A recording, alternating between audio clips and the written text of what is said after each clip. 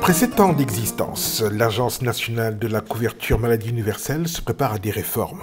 En effet, le ministère du Développement communautaire, de la solidarité nationale et de l'équité sociale et territoriale, ministère de tutelle, à travers une note d'orientation se basant sur les recommandations et conclusions issues de l'évaluation du programme de la CMU, a indiqué que l'agence de la CMU devra se transformer en agence sénégalaise pour la couverture sanitaire universelle.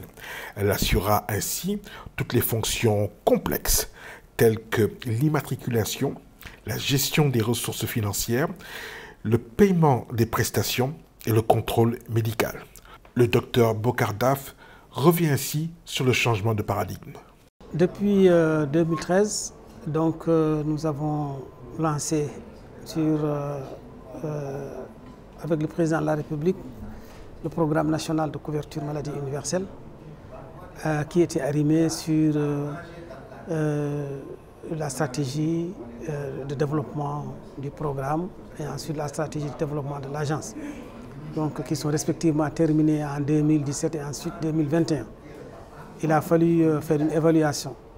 Au décours de l'évaluation, un certain nombre de recommandations et des réformes ont été proposées, qui renforcent un peu la position de l'agence en tant qu'autorité assurantielle. C'est un changement de paradigme avec de nouveaux métiers qui se dessinent. Nous avons pensé que, tout comme nous avons fait pour l'élaboration de la nouvelle stratégie, de le faire à l'interne. Et aussi, pour ces réformes-là, il s'agit de les présenter, de les analyser et de demander au personnel de conceptualiser la mise en œuvre et de dresser les feuilles de route. On pouvait le faire avec un consultant, mais nous avons pensé que l'expertise se situe à notre niveau. Des gens qui ont travaillé pendant 10 ans savent bien ce qui marche et ce qui ne marche pas. Donc, si on le fait à l'interne, nous avons des forces de proposition qui arriment avec ce que nous voulons faire. Mais surtout, ça permet une appropriation de ces réformes-là, parce que ce sont des réformes qui sont conçues par le personnel. De sorte que la mise en œuvre va être plus facilitée et nous espérons qu'avec cela, évidemment, nous allons avoir des résultats tangibles. N'oublions pas que nous sommes dans une agence. Ce qu'on nous demande, c'est d'avoir des résultats le plus vite possible.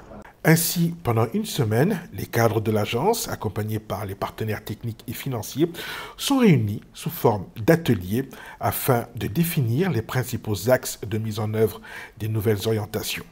D'aucuns pourrait dire que le personnel de l'agence serait mal placé pour conduire ces réformes, car on ne peut pas être juge et partie.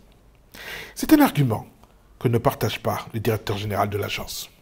Oui, je crois que souvent on a tendance à le dire, mais dès l'instant où le travail d'analyse, d'évaluation a été effectué sur une base scientifique par des experts de renommée et connus, et nous-mêmes, nous avons partagé ce document-là avec ces experts-là et nous sommes d'accord sur les points forts et les points faibles qui ont été identifiés et sur les orientations vers lesquelles nous devons aller. Je crois que cela a été intégré. Maintenant, il reste juste la mise en œuvre. Je crois que en fait, la difficulté aurait été de demander à quelqu'un de faire son autocritique. Souvent, on a tendance à cacher certaines choses. Mais une fois que ça a été fait à l'externe, avec toute la neutralité qu'il faut, il reste maintenant à s'approprier de ce document d'évaluation, de s'approprier de ses résultats, de ses recommandations et de ses orientations pour aller de l'avant. Et je pense qu'il n'y a pas une meilleure cible pour le faire que le personnel lui-même. Durant ces 5 jours, les participants sont divisés en 2 groupes, chacun avec un canevas à remplir. Le docteur Farba Laminsal, expert en financement de la santé chez Gemomix, revient ici sur le sujet de réflexion de son groupe. Donc merci, effectivement, je suis dans ce groupe depuis hier. Comme vous avez vu, on a commencé les travaux hier après-midi. Et c'est un groupe qui a comme cahier des charges de penser à la mise en œuvre des réformes. Les différentes réformes, comment ça doit se mettre en œuvre, qui sont les acteurs. Et je crois que c'est une bonne chose que ça soit soumis à un groupe composé de cadres de l'institution. Je crois que c'est un peu aussi un style de management qui responsabilise les cadres internes et qui crée les conditions d'une appropriation. Parce qu'en réalité, cette réforme, si on veut qu'elle aboutisse aussi, il faut que l'appropriation soit une réalité. Et déjà, le fait que la mise en œuvre, comment ça doit se faire, que ça vienne des acteurs, qu'il y ait une discussion sur le fond et sur la forme, c'est à quoi j'assiste depuis hier. Il y a de vives discussions, mais c'est normal. Je crois que c'est normal que les gens partent d'ici en ayant une compréhension commune des enjeux et de tout ce qu'il faut faire pour que la mise en œuvre soit réussie. Une réforme, c'est une ambition, c'est sûr, mais ça vaut aussi par la qualité des acteurs chargés de la mettre en œuvre.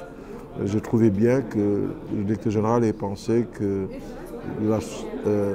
la conduite de la réforme soit une conduite collégiale, que chacun y mette sa main. Et depuis hier, c'est ça que je vois, un engagement en tout cas des membres.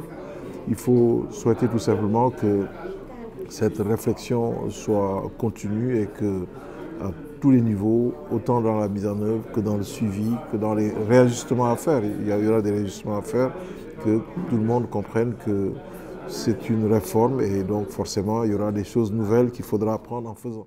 2023 s'annonce ainsi comme une période charnière durant laquelle la nouvelle entité devra prendre le relais de l'Agence nationale de la couverture maladie universelle en assurant une transition sans encombre.